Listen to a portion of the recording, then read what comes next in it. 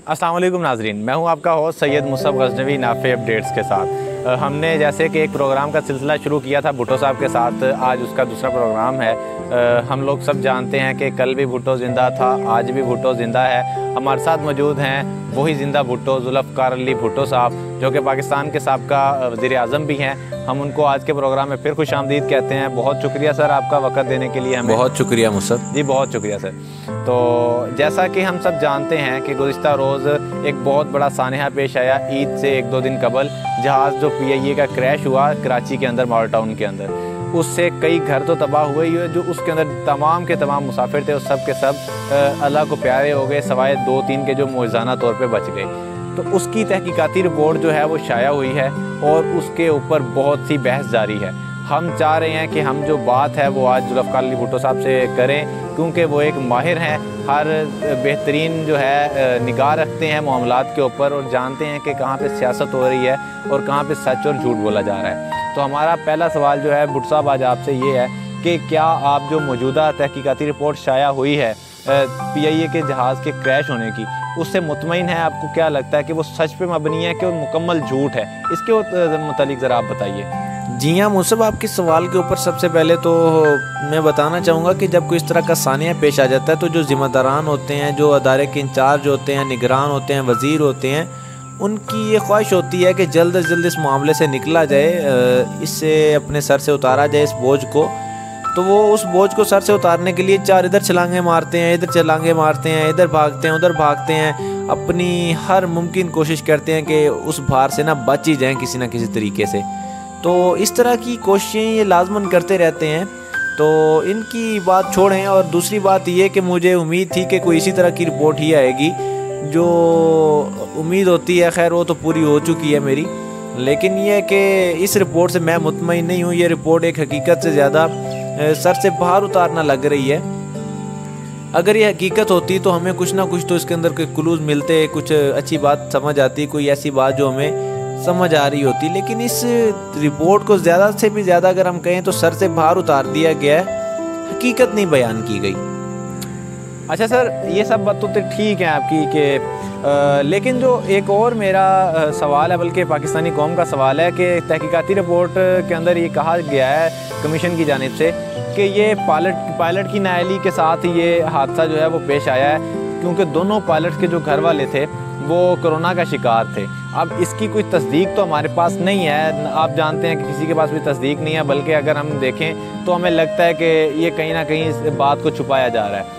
तो आपको क्या लगता है कि वाक़तन इसके अंदर जो है वो शामिल थे, इस तरह की दिमागी जो डिप्रेशन थे उनके, वो शामिल थे कि वो डिप्रेस थे और इस वक्त जो है उनकी सोच ये थी कि लैंडिंग करने की बजाय वो घर वालों के कोरोना के बारे में सोच रहे थे, ना कि 100 लोग जो उसके पीछे बैठे हुए जहाज़ के उनकी ज़िंदगियों के बारे में। वो लोग जो उनके घरों में बैठे हुए हैं उनकी ज़िंदगियों के बारे में वो सोचने लग गए हैं कि वो कोरोना का शिकार हैं, वो कैसे बचेंगे, सारी चीज़ें। आपको क्या लगता है सच बोला गया रिपोर्ट के अंदर? ये रिपोर्ट जिस तरह की मैंने तसव्वुर की थी या मैंने सोच रखा था, ये उससे कई ज़्यादा कई गुजरी रिपोर्ट आई है। आप देख लें कि इन्होंने इल्ज़ाम सारा पायलट के ऊपर लगा दिया है कि पायलट्स जो हैं वो मुतमईन नहीं थे, पुरसुकून नहीं थे, उनके ख्यालात जो हैं घर वालों के कोरोना पे अड़े हुए थे। तो मुझे नहीं लगता कि कोई इस तरह के ख्यालात उनके होंगे। और दूसरा ये कि अभी तक हमें ये भी नहीं लगता कि वो उनके घर वाले जो कोरोना का शिकार हैं, जो भी हैं, ये अभी मंजर आम पे आया, पहले नहीं है ये बात। खैर दूसरी बात ये कि अगर वो कोरोना का शिकार भी थे उनके घर वाले, तो इनको किस तरह हवाबाजी के लिए पायलट के तौर पे भेज दिया गया। और भी बहुत सारे पायलट्स मौजूद थे। इस तरह जो पायलट गैर मुतमईन हो और परवाज़ ना कर सकता हो, डिप्रेशन का शिकार हो, उनको तो परवाज़ के लिए भेजा ही नहीं जाता। ये भी इदारे की नाअहली है। तो अगर छुपा के ये बात कर दी गई है तो ये भी एक नाअहली है, अगर इसको ही मान लिया जाए तो। लेकिन खैर इस नाअहली की जानिब बाद में आएंगे। पहले बात यह है कि ये रिपोर्ट झूठ है और हकीकत से ज़्यादा झूठ ही लगती है। अच्छा, तो भुट्टो साहब आपसे मेरा जो आखिरी सवाल है वो ये है कि इस तमाम तहकीकाती कमीशन को इस मौजूदा हुकूमत के दौर में कैसे आप देखते हैं कि हमारे ही इन्हीं लोगों का, इन्हीं लीडरान का ही एक मकूल है कि फ़लाँ मुल्क का एक बहरी जहाज़ डूब जाता है या पता नहीं जहाज़ डूब जाता है, इस तरह की बात थी। उस डूब जाने पे उस मुल्क का वज़ीर-ए-आज़म मुस्ताफ़ी हो जाता है, सिर्फ़ इस वजह से कि उसको एहसास नदामत होता है, उसको फ़िक्र होती है, उसको शर्म आती है अपनी आवाम से।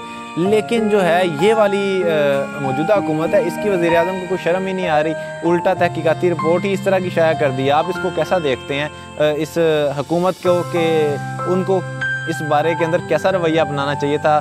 क्या वज़ीर-ए-आज़म को मुस्ताफ़ी हो जाना चाहिए था या नहीं? देखिए मुसब, आपका सवाल ही बता रहा है कि ये सेंसेबल मुआशरों की निशानी होती है कि वो एहसास नदामत से उनके कंधे झुक जाते हैं। हमारे यहाँ तो एहसास नदामत दूर दूर तक नज़र नहीं आता।